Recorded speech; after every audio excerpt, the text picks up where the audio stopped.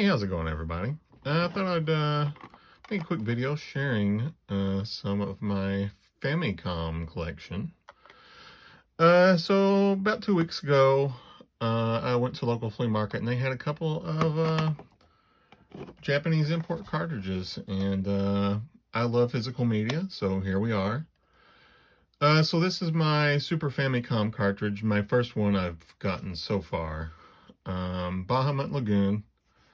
And just for reference, this is a North American Super Nintendo cartridge. So you can see Super Famicom, a little bit different shape. Size is the same. So if we look at the pins, pin configuration is the same. The way that they mostly did the region locking on North American Super Nintendos is, if you see, there's these indents. The Super Nintendo had these tabs on each side, and since the Super Famicom doesn't have those, you can't play them because the plastic gets in the way. You can easily mod your Super Nintendo though by just removing those tabs, just shave them off, and it works. Usually, as far as I'm aware, Super Nintendo and Super Famicom have the same kind of chips and everything. There may have been region locking, I don't know, but from my personal experience, all you need to do is slightly mod a Super Nintendo. I can play these because cartridges are roughly the same shape, so yeah, they work. The Super Famicom, however, this is a totally different thing. So if you look here, so this is a Super Famicom, which we got here in North America and some other countries as the Nintendo. Did I say Super Famicom? I meant Famicom. So yeah, pretty different. What's crazy is, so the Nintendo, there's a couple of things going on here. They wanted, well, apparently I got this for $3.95. It's not a great game. But anyway, they wanted the NES cartridges in North America to look more like VHS tapes. And I think that's one of the reasons why they sold so much, because they were like physically bigger. Famicom though, I love them because they're all roughly the same size, but they always have different shapes and different colors. So yeah, here's Super Xevious, which I don't think it was ever released in the US. I could be wrong, but I don't think it was. It's a sequel to Xevious, which is a great shooter. Great shump game. This is Dragon Quest III, which here in North America was Dragon Warrior 3. Love the Dragon Warrior game, so I had to get Dragon Quest III. Awesome. Side note, I got Dragon Quest 1 through 3 are on the Nintendo Switch right now. I think they have both names. I think they have both Dragon Quest and Dragon Warrior. I think they have both versions, if I remember correct. So that's kind of cool. It shakes a little bit, but yeah, that's pretty neat. So, even though this is a physically bigger cartridge, the board that's inside this is the same size. So let me show you here. Literally, this thing is filled with just extra space. Let me see if I can get this. You do have to use a special screwdriver. That's why I got this weird little thing. So let's see if I can do it here. Almost got this one.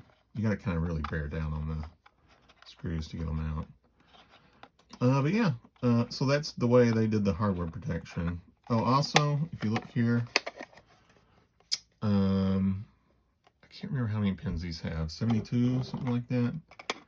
And if you look here, this one's narrower. It's the NES cartridge compared to the Famicom is about 4 pins wider. Oh look, I got the screw out. So yeah, that's one way they kind of did region locking. Another thing is the NES had a region chip, had a lockout chip. So each NES cartridge had to have that basically a corresponding chip or something similar to that made them work. They had to be officially licensed, but a lot of the bootleg cartridges got behind that by like attaching to another cartridge, or they just had a wire that bypassed the lockout chip. So that's kind of neat.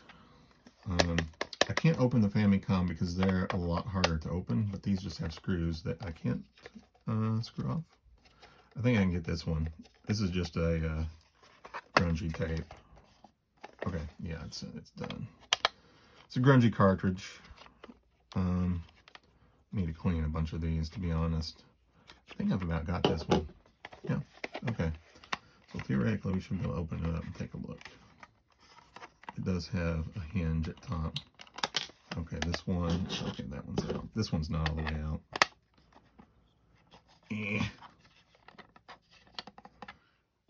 I decided sometime in the early 2000s I wanted to be able to work on all my consoles, so I have a bunch of oddly shaped screwdrivers. This one won't open. I think this screw is stripped out, which means somebody probably opened it at some point on their own accord, just like I'm doing. Let me give it one more go here. I should have tested this before I started this. Okay, I think I got it now. Yep, here we go. So yeah, look here. This you can theoretically put in here if it didn't have the 4 extra pins. You could, but yeah, about the same size, and the rest of this is just empty space. Oh, there's a security strip that was in this from when it was sold in an electronics store back in the 80s. So yeah, pretty cool, huh? Oh, that screw finally fell out. So anyway, that's that. This is what a Nintendo cartridge looks like on the inside.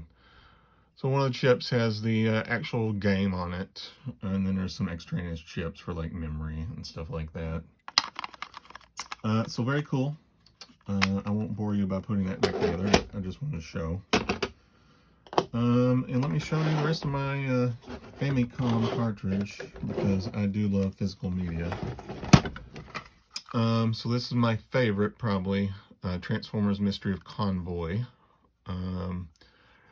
Never released in North America because it was deemed too hard for Americans to play, and they're not wrong. It's an extremely difficult game. And I got most of these on eBay back in the early 2000s. That's where I got most of this collection. This is Astro Boy. Fun. This is a very dirty... so it's another Square game. This is Thexter. Never released in the US. It's another shoot 'em game. Shoot-shump game. Shoot 'em up. But your spaceship transforms into a robot. That was kind of neat. This is Load Runner. This is one of my wife's favorite games, so I got it on the Famicom. I do have a game console that's basically a Famicom built into a controller that looks like a Nintendo 64 controller. I'm going to show that sometime. I'll have to find it. But it plays these on a TV, and it's pretty neat. So that's I've played most of these Famicom games. This one, I can't remember. I'm drawing a blank at the name of this. It's something like the Monkey King. It's another shump because that's my jam. This came with my bootleg Famicom. Power Joy was the name of it. So this is basically a Famicom cartridge. It's just it has like 200 bootleg games on it. Half of them are Russian, oddly enough. This is Xerion, another shump, because that's what I mostly have. If I remember correctly, this is like a board game type game. Pretty weird. It's from Konami.